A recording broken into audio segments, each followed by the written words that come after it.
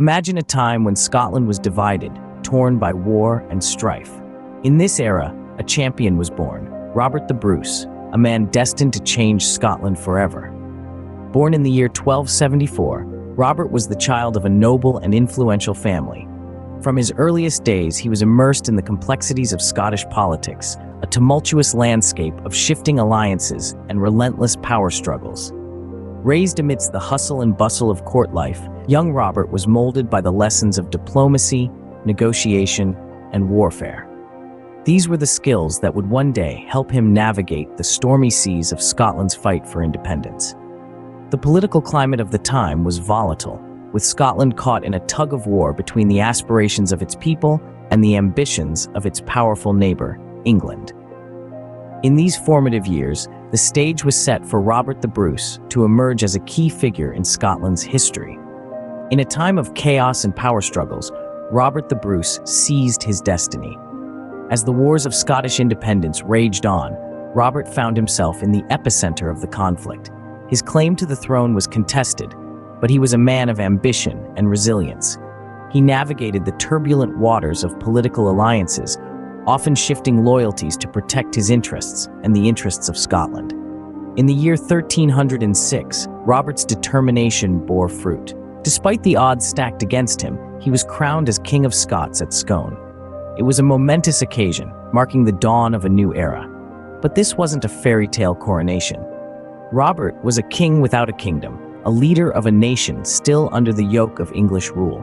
His coronation marked a new chapter in Scotland's history, but the road to independence was still fraught with challenges.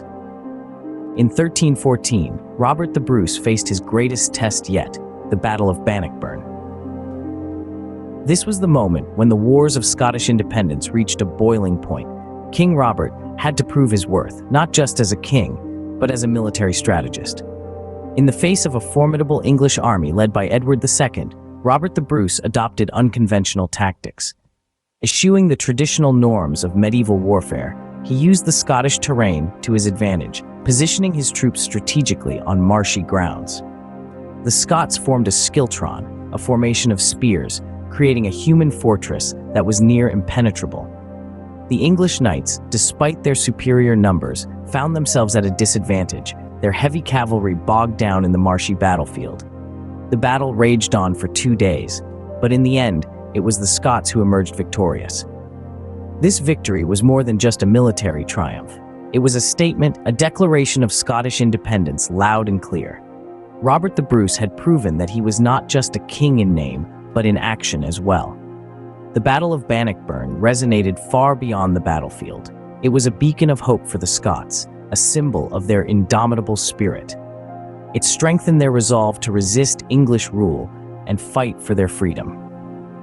The Battle of Bannockburn was not just a military victory, but a symbol of Scottish resilience and determination. In 1320, a letter proclaimed Scotland's independence to the world. This was the Declaration of Arbroath, a document of profound significance, not just for Scotland, but for the very concept of nationhood.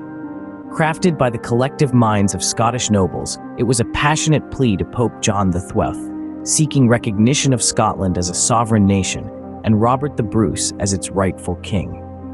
In the midst of turbulent times, the declaration was a beacon of hope, a statement of unity and resilience. It boldly asserted the Scots' right to defend their land and their freedom, even if it meant standing against the might of England. It was a testament to Robert's leadership, acknowledging his role in leading the struggle for independence. More than just a historical document, the Declaration of Arbroath became a cornerstone of Scottish identity, a symbol of national pride and defiance.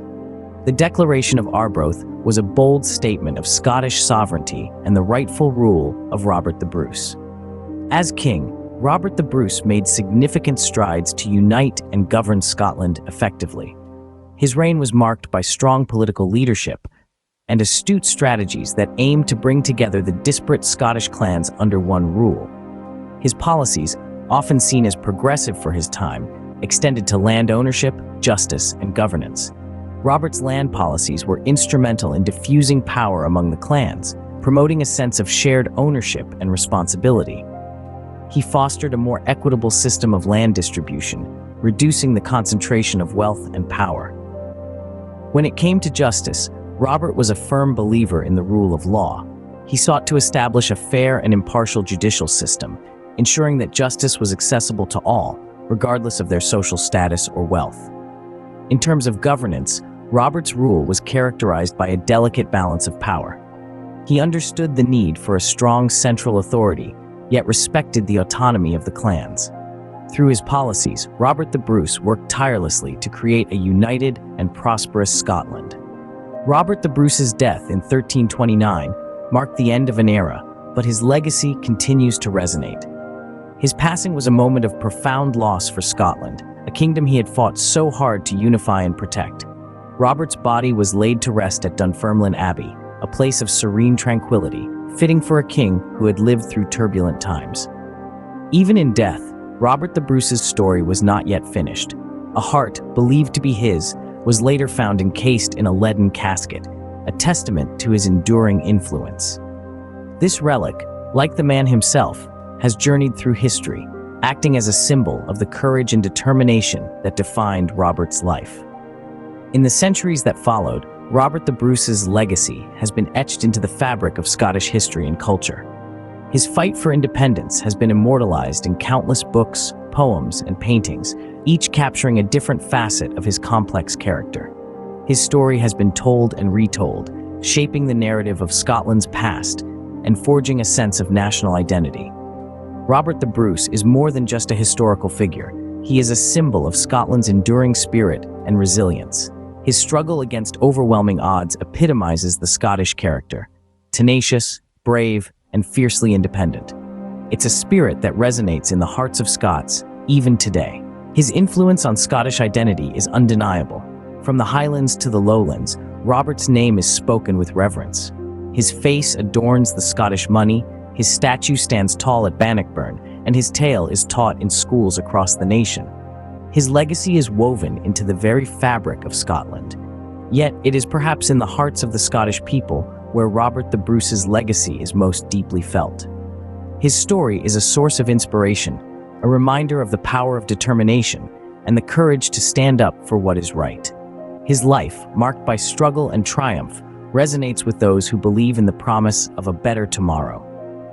In the end, Robert the Bruce's life was a testament to the enduring power of the human spirit.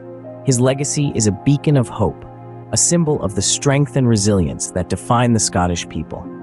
He is a part of Scotland's past, present, and future, a figure whose memory continues to inspire and unite.